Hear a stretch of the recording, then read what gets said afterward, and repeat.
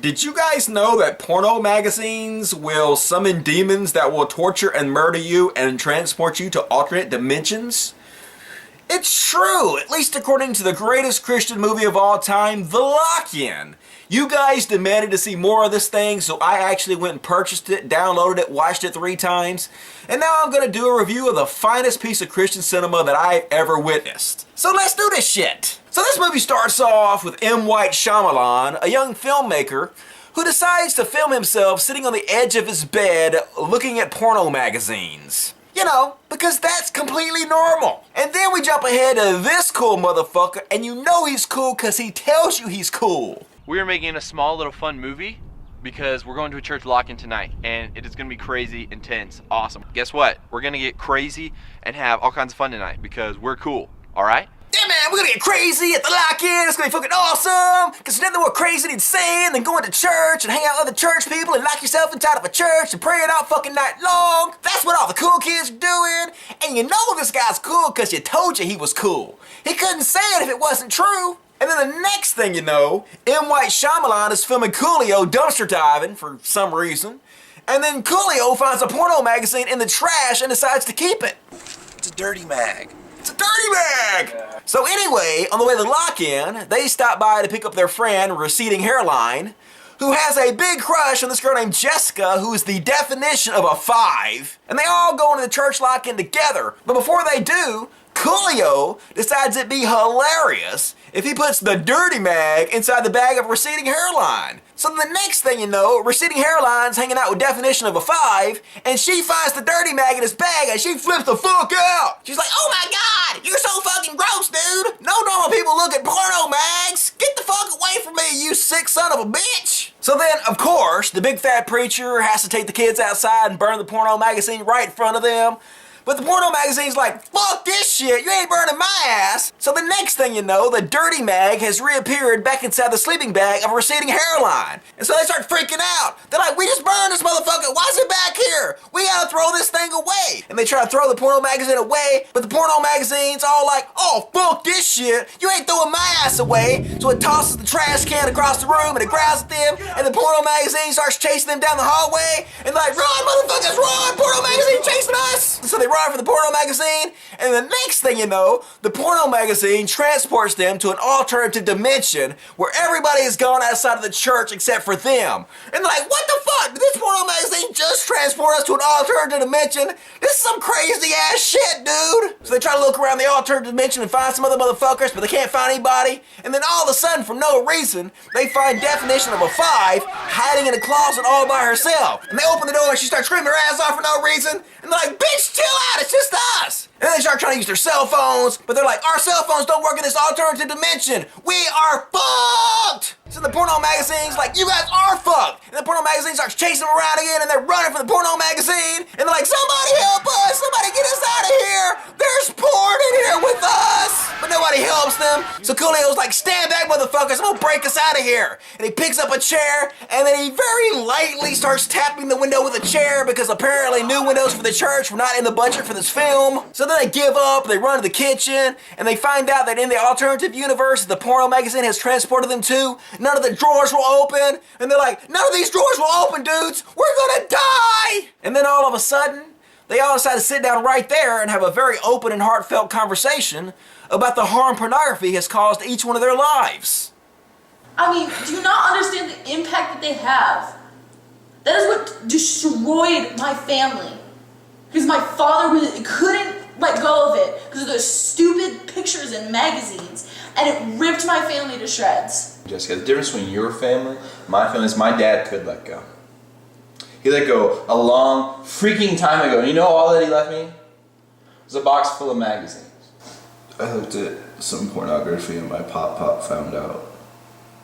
And he took my laptop into the driveway and just ran over it with the car over and over. And then all of a sudden the porno magazine's like, shut the fuck up in there, and starts beating on the wall. And they're like, oh, motherfuckers, run, run! And so they run away. And then the next thing you know, for some reason, they're all asleep, and the porno magazine comes up, and it steals their camera, and it starts filming close-up pictures of their face. I shit you not. So the porno magazine fills their face for a while, and then it disappears, and they wake back up, and they find their camera, and they start walking around again. And the definition of a 5 gets snatched up by the porno magazine, and they can hear her being brutally tortured and murdered, and she screams her ass off. So of course, they do what any Christian dudes would do in this situation.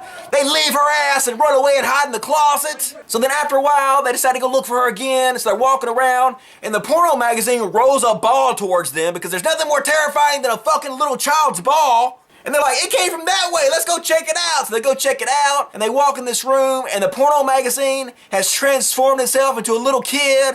And so they walk with the little kid and touch it, and the porno magazine turns around and says, titties! And they're like, oh, motherfucker, run from the titties, run from the titties! And they run from the titties, and they run down the hallways, and the little kid's there again, and he's like, pussy!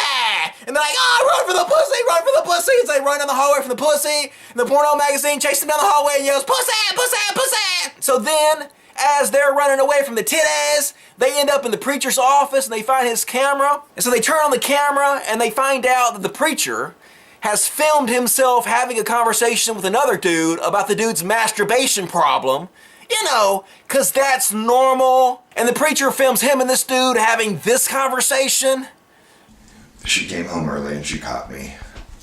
You know, I start looking for times when she's not around and when I am going to be alone. Kind of waiting for the next opportunity. Yeah. It's almost like people are watching me. And I'm hearing things in the other parts of the house. So then all of a sudden the masturbating motherfucker turns into a demon and lunges at the camera. So they throw the camera down, and the next thing you know, they find this Bible that's open to a verse about how Jesus can help you get rid of demons. And they're like, maybe Jesus can help us get rid of this demons. But they're like, nah, what the fuck does Jesus know? So the next thing you know, Coolio gets snatched up by the demons and disappears, where I assume he is brutally tortured and murdered. And they're walking around like, Coolio, where you at, motherfucker? But they can't find him. So the next thing you know, Receding Hairline is talking to the camera. And it's pretty obvious that the porno magazine at some point has given him a big herpes cold sore right on his lip. And it's almost impossible not to just stare right at his herpes cold sore. And then, him and M. White Shyamalan give this performance of a lifetime. What is it? Leave us alone! Go away! Leave us alone! Please stop! Please! Stop! Undoubtedly, these two are future Academy Award winners. So the next thing you know, M. White Shyamalan wakes up, and Receding Hairline is gone too, where I assume the porno magazine has snatched him up and is now rubbing cold sores all over his puckered butthole. And he's walking around, and he's like, where the fuck's everybody at? And he goes to the baptismal pool, and the porno magazine grabs him and drags him into the baptismal pool, and then he starts freaking out. He's like, get the fuck off me, porno magazine! And then he starts crying out to Jesus for help, and he says this. Get out of here! In Jesus' name, I command you to go! Get out of here! Leave me alone! In Jesus' name, I command you to get out of here! Flee from this place! I'm saved! I've been forgiven! Jesus has saved me! I command you, in Jesus' name, to go! So then, because he called out to Jesus, Jesus transports him back to his normal dimension, and he walks in the church, and they find out that everybody is fine and okay in this dimension, and they're like, dude, where'd you go? You just went to the bathroom 5 minutes ago. Why are you all soaking wet and shit? And he's like, really? Really? You motherfuckers don't remember getting murdered by the porno magazine, getting herpes all over your face and shit?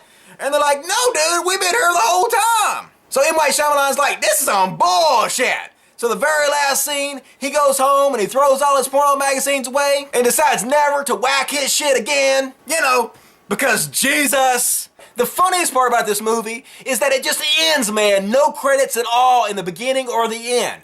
Because absolutely none of these motherfuckers wanted to put their name on this thing. Which is the first and last intelligent decision they made when it came to this movie. So the moral of the story is this. If anybody ever tries to invite you dudes to a church lock-in, don't go. And not because some stupid demon is gonna come out of a porn magazine and try to kill you, but simply because it's church. Ugh, gross. Logic. Titties!